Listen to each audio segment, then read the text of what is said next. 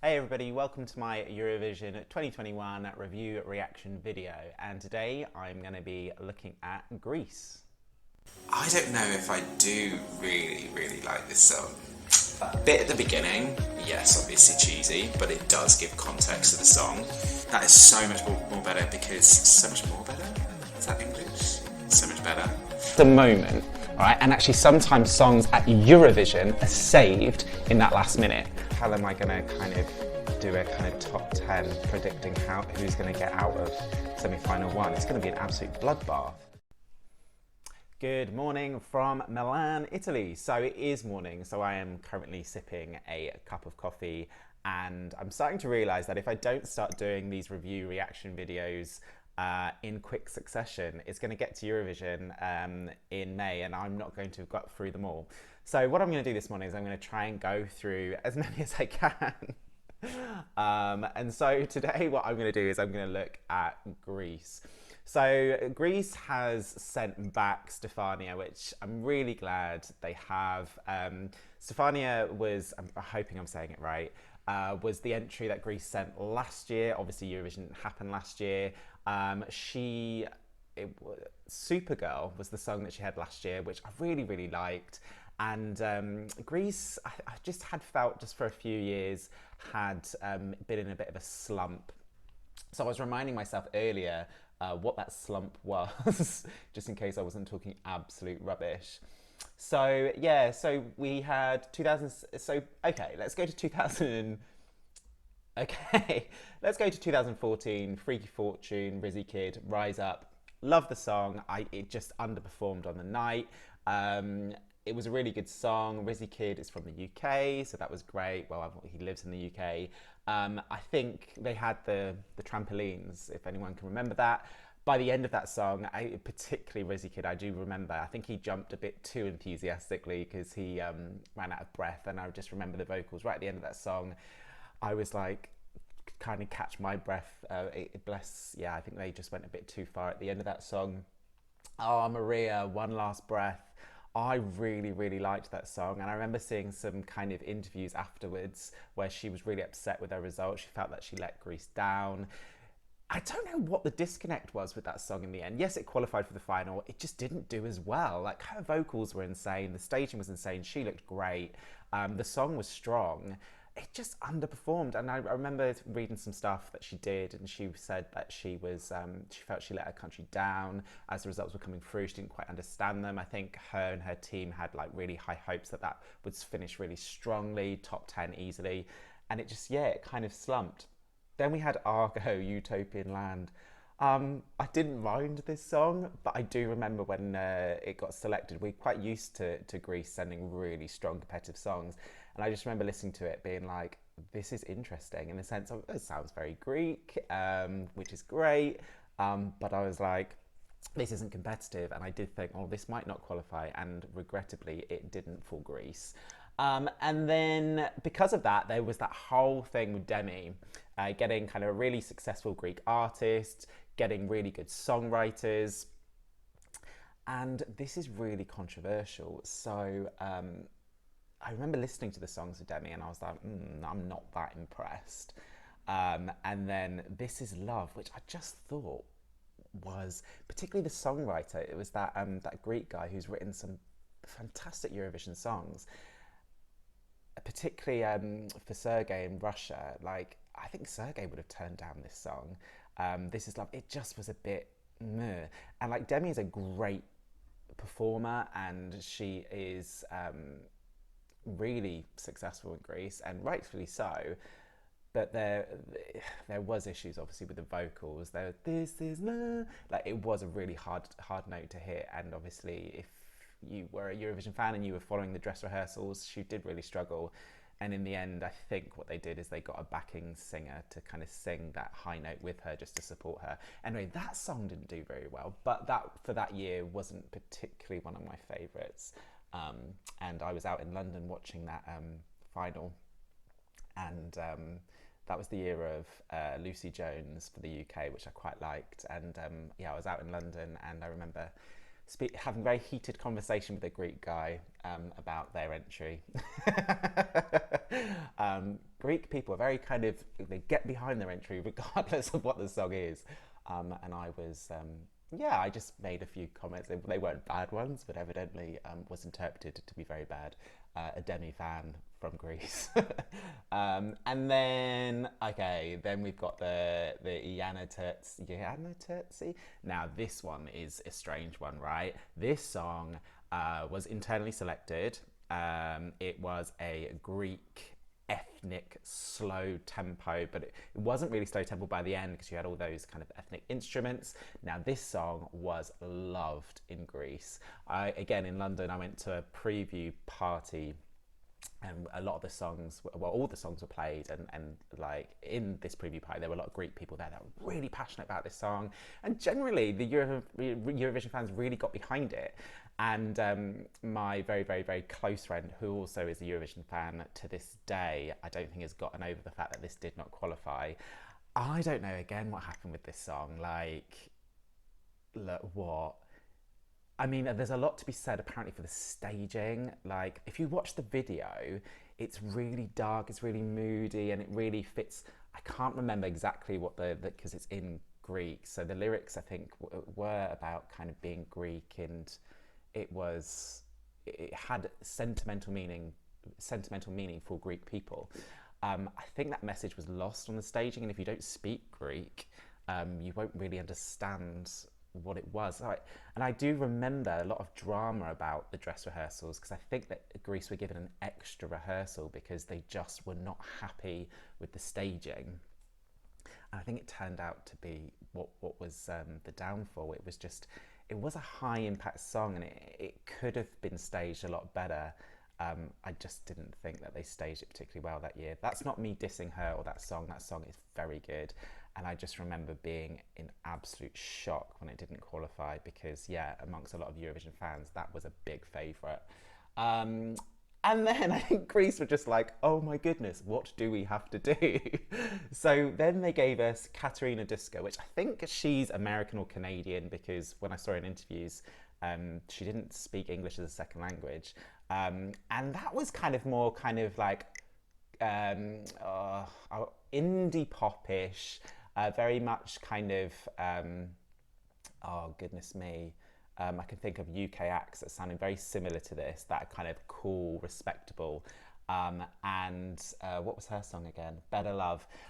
I was okay with this. What were people comparing it to? Florence the Machine, I think. I like Florence the Machine, and I like other British acts that have that sound. So I really respected the song. I didn't fall in love with it. Fell in love with her. She's awesome. She's cool. But again, that didn't particularly do that well, did it? 21. And so last year, finally get to the point, Shane. Oh gosh, I'm just spit with coffee. Stefania, Supergal. Now this is where I think Greece were just like, right, so we went for a really cool, respectable sound. Okay, so, you know, we're qualifying, but again, let's, you know, do what we used to do and just go in and be a hard hitter and be, yeah, successful by the end of the Eurovision journey. So last year they went and got Stefania. So Stefania has a Eurovision background. She represented Holland. I think she's half Greek, half Dutch. Represented Holland in Junior Eurovision. Training ground, very good training ground for adult Eurovision. I think she came middle of the pack. I think she's a successful YouTuber. She seems to have quite a kind of a young fan base. So she had a lot of momentum behind her when she was selected. And then I heard Supergirl, loved it, with the kind of Eastern vibes behind the production. Not Supergirl, that's got nothing to do with being Eastern, or having an Eastern sound. So anyway, I liked the video. The video was kind of cool, cheesy but cool, liked it. So I was really excited to see what she would do this year, because Greece, I think, has taken this contest quite seriously. I think they are craving for a good result again. So I think the Greek broadcaster would really put their weight behind the Greek entry this year. Stefania seems to, I think a lot of songwriters would probably want to work with her, give her a song, because she does seem to have quite a good high profile in Greece. Like I said, she does seem to have a young fan base. So yeah, I've realised the screen thing has been on the whole time. Oh well, I'm not redoing this. I've talked a lot of rubbish. Yeah, so anyway, I've listened to this once because when it first dropped, and I just remember being like, "Oh, phew, it's upbeat, thank God." But I remember it being a very, very different sound to Supergirl, and I can't really remember what else I thought about it other than the fact that I was happy.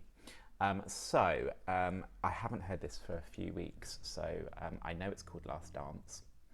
So, Stefania, Last Dance. If we take it back. Okay.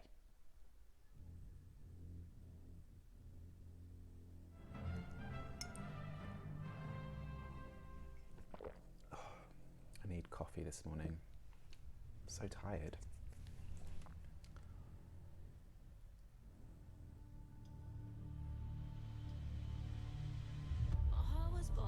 Ooh. There we go.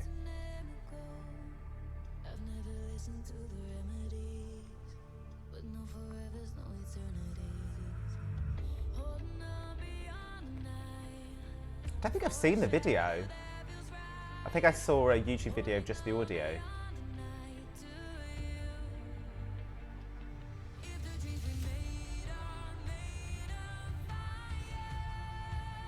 I forgot she's actually got quite a good voice. Rising water, climate change, very topical. Very dramatic.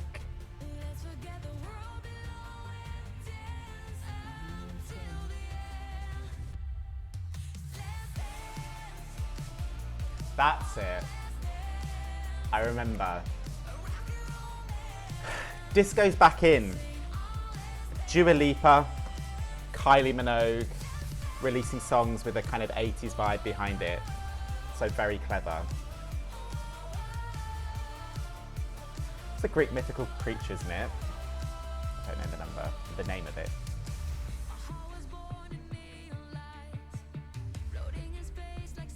I really like this. Well, first of all, she's riding a flying horse. That's awesome. Oh, is that product placement? Was there a make on those trainers? Oh, what are these creatures? There seems to be Greek mythological references. Is that Atlas? Is that a thing?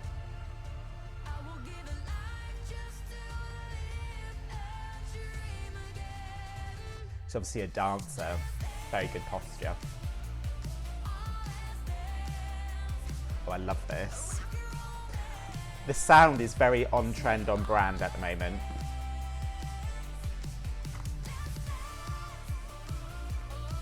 It just makes you want to dance. Obviously, stating the obvious. Well, she's dancing. She knows.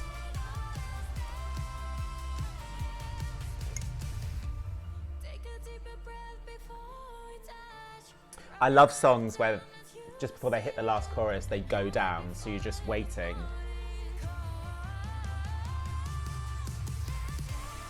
There we go. I'm assuming she'll be able to hit that note live. I've not seen her sing live, actually. I don't think I saw the junior Eurovision performance. Oh no, Stefania, don't stop. I want to keep dancing with you. Oh, hold on, the video's still going.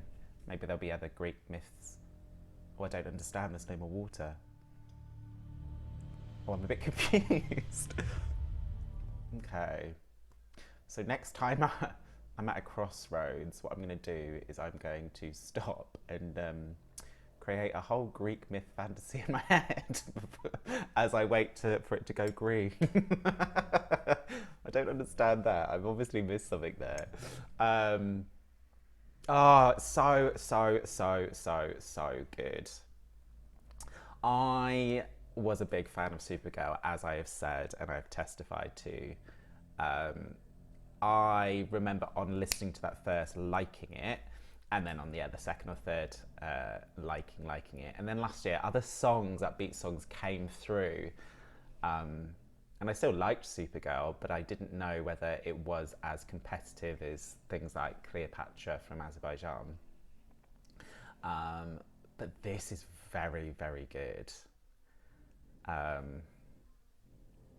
really like this. Like I said, the sound is really on trend. It's really on brand, bringing back this disco vibe. But it's like, it's not like, some people are bringing that sound back, but you need to listen to it a couple of times to kind of get behind it. Is it Raya? I think she's released something recently, and it took me 2 or 3 times to listen to that. But this is instant impact because it's disco, but it's also, let's call it pop, disco pop. And she's obviously cool. And like I said, her posture then, she's obviously a dancer, dance background. Because when she was there with the man, with the thing, which I said is Atlas, but I think I've got that completely wrong. I think I'm just trying to be intelligent when evidently I am not. Why am I talking about her posture? No, this song is so good. Like, and what is this? So it's in semi-final 2. This is my first song in semi-final 2 that I'm reacting to. But I was going through it this morning, and on first and only listen to a lot of the songs in semi-final 2. I've only listened to the majority of them once. Like, first of all, this massively stands out. Second of all, it is a weaker semi-finals. Greece has nothing to worry about. This is a ticket straight into the final, and I think she can do really well. I'm really interested to know what the stage is going to be like, because that song obviously had no choreography per se, no backing dancers per se. Demi had backing dancers, didn't she? Yeah. I'm not trying to compare this with Demi. No, it's just because I've just seen Azerbaijan, a rehearsal of the Matahari on Twitter earlier, and she seems to have gone for the traditional female with backing dancers around her. So I'm hoping that's then elevated by lights and stuff, because that kind of staging we're kind of used to. So I'd be really interested to know what she does with this staging, because the video, obviously, a lot of kind of acts kind of do kind of take inspiration from their video. It's almost like when they release the song and they think about the video, they have the whole package in mind, in regards to then obviously moving that to the stage. So I wonder if they'll take that Greek mythology to the stage. That would be quite interesting. But yeah, I'm a big fan. So I think this is going to be the best result Greece has had for a really long time. I mean, yeah, Alcohol Was Free was quite successful. Aphrodisiac, which I loved, 2012, didn't do particularly that well either.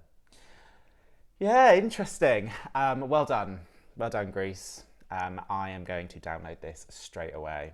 That's why I've basically done this review very quickly, because like I said, I had listened to it once and I do remember thinking, oh, this is so good. I need to quickly react to this song, and then I can download it, because that's the rule this year. I'm allowed to listen to it once when it gets released, and then I'm not allowed to listen to it again until I do these videos. So those are my thoughts. Please let me know what you think. Do you think Stefania's entry this year is better than last year? Do you think, like I do, that Greece is definitely going to get its best result for a very long time? Probably going to finish on the left-hand side of the board. Please do educate me about all the Greek mythology that was going on there that I clearly missed. And yeah, please subscribe to my channel and support my journey as I go through the 2021 Eurovision songs, as I review them. And yeah, until next time, stay safe. I don't know if I do really like this song. That bit at the beginning, yes, obviously cheesy, but it does give context to the song. That is so much more better, because so much more better? Is that English? So much better. The moment, all right? And actually sometimes songs at Eurovision are saved in that last minute. How am I gonna kind of do a kind of top 10 predicting who's gonna get out of semi-final 1? It's gonna be an absolute bloodbath.